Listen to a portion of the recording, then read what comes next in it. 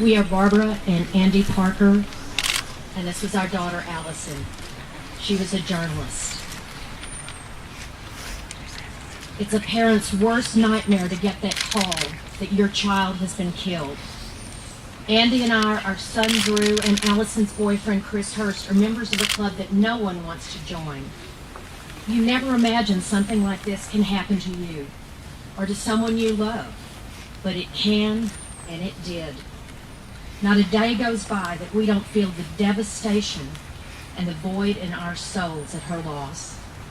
First we were numb, then we grieved, and as we grieved, we got angry. And we've met too many families since who have known the same kind of pain and whose lives will never be the same. And we know so many of you are here with us today. And we want to acknowledge Kim Bowes, who lost her son to senseless gun violence less than 2 months ago here in Virginia, and she's standing with us today. While my emotions were still raw, I vowed on national television, and I didn't even know it at the time, but I vowed to do whatever it takes to end gun violence. Little did I know that when I uttered those words, it would become a national rallying cry. So, what does whatever it takes mean? It means doing everything in our power to speak out for sensible gun laws. It means doing our part every single day so this entire country knows we need to do something about gun violence. It means showing up for important events like we are doing today. And it means standing up for political leaders willing to do the right thing, like our Governor, Terry McAuliffe. Our Attorney General, Mark Herring. And Secretary Brian Moran. And calling out the ones that don't. We can all see how this mantra and our hard work has paid off.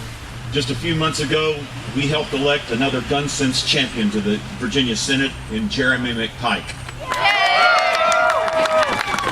The momentum continues to build in this powerful movement we are all part of here in Virginia and across the country. Barbara and I were honored 2 weeks ago to be at the White House with other survivors and victims to hear the President announce his executive action to reduce gun violence. It's really exciting to see a sitting president so engaged on this issue and to have great leaders here in Virginia that are doing the same thing. Yeah. Even when we hear nothing could have saved your daughter, we are not deterred from what we must do. We know we can take action to prevent the next child from being killed. That is our mission, and that is why we will continue to fight to save lives. This past week, the General Assembly passed a resolution honoring Allison's life. We want to thank all of the legislators who are here today for honoring her in this way. But one of those bill's patrons was my delegate. We heard nothing from him after Allison's death. But he is now actively working to expand gun rights. Yes. During my conversation with the delegate that represented Allison's, in Allison's district, during the conversation I received the typical NRA politician's response, you know, we're really sorry for your loss and you're in our thoughts and prayers.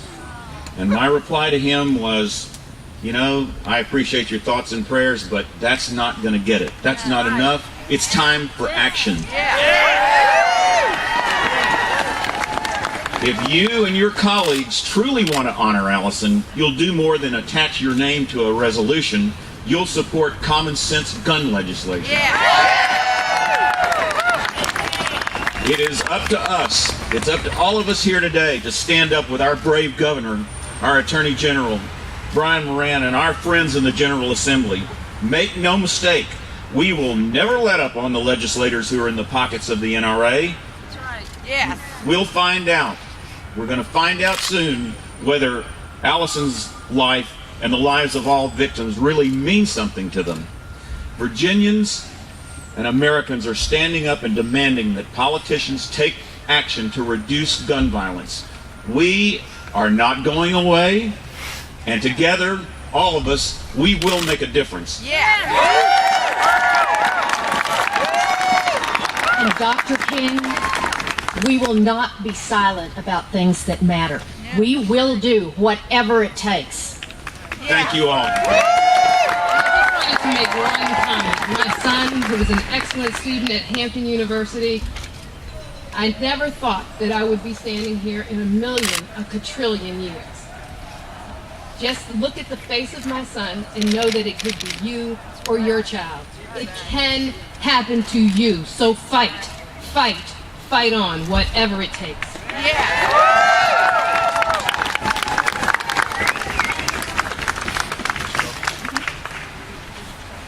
Good afternoon.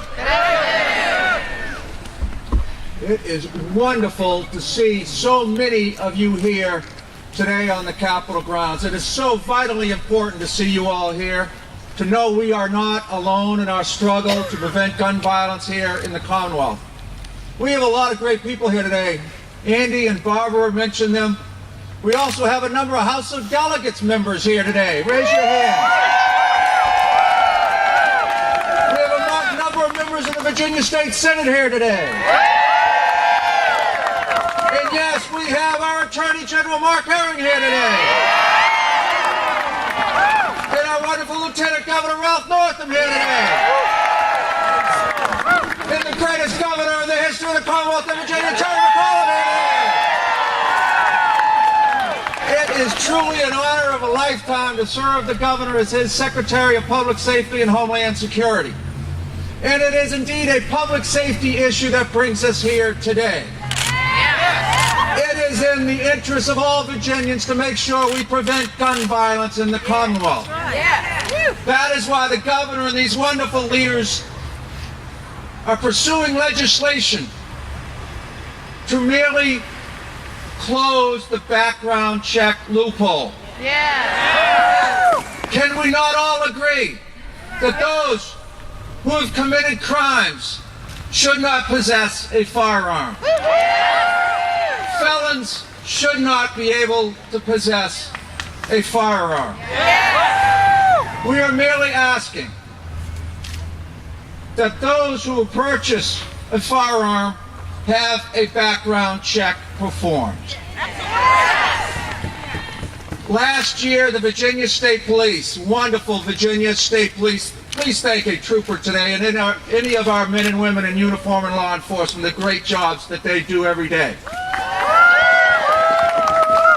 The Virginia State Police prevented 278 purchases last year because our fellow Virginians went to a federally licensed firearms dealer to purchase a firearm, and it turns out that they were prohibited because of crimes in their background. So that begs the question, folks, how many went to purchase a firearm from a non-licensed, federally licensed gun dealer? There are those who are purchasing firearms without any background check. That's all we're asking. It's common sense legislation. These leaders need to see you. It is so vitally important that you are here today, because together we can pass common sense legislation that will indeed ensure the public safety of all of our Virginians. And one of those great leaders who are supporting this effort is our Lieutenant Governor. Please give a warm round of applause to our Lieutenant Governor, Ralph Northam. Thank you, Secretary Moran, and as he said, thank you all so much for being out here. I know it's a chilly day, but this is an important issue we have, and I think you all would agree with me that the Reverend Martin Luther King on this day would agree with us that we have a challenge with gun violence in the Commonwealth of Virginia. And as you all may know, and as you've heard, this year there will be more deaths from guns in the Commonwealth of Virginia than there will be from motor vehicle accidents. When there were deaths from motor vehicle accidents, we took charge and we made changes. As you all probably know, I'm a pediatrician. That's what I do in my other life.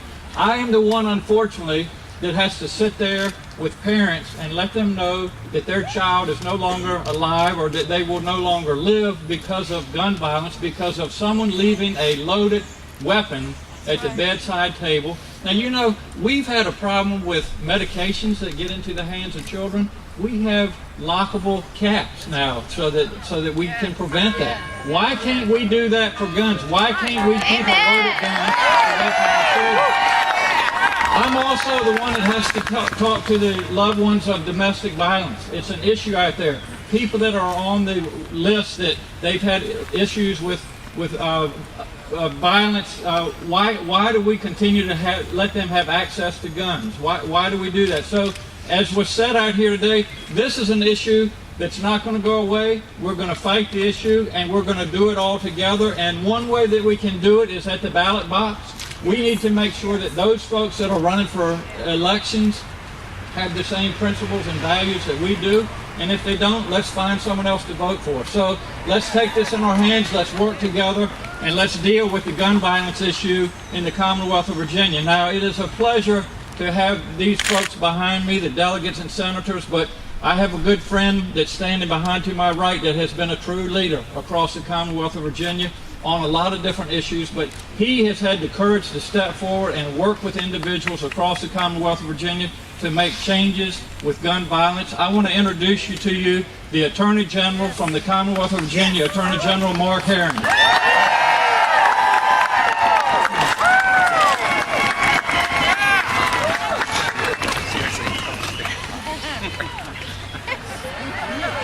Too many Virginians know the pain of gun violence.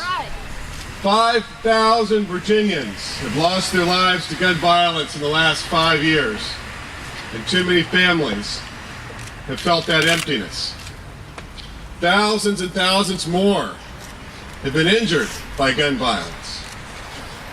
And I'm not just talking about the high-profile incidents or the mass shootings, but also ones that happen every single day in the streets of our cities, in suburban areas, and in communities all across the state.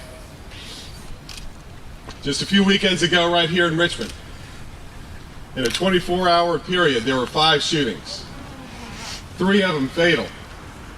And one of the fatalities was a young 12-year-old girl caught in crossfire. About a month ago in Danville, a city of about 45,000 people, there was a 15-day period where there were 13 shootings. Now, a few months ago, I went down to Roanoke for a candlelight vigil to honor the memories of Allison Parker and Adam Ward, together with a lot of folks from the Roanoke area. And while we were there in the parking lot of WDBJ, a woman came up to me in tears. Her name was Lakeisha Lipford. And she told me about her granddaughter. And she had lost her 2-year-old granddaughter, Araya Lipford, just a few weeks earlier to gun violence.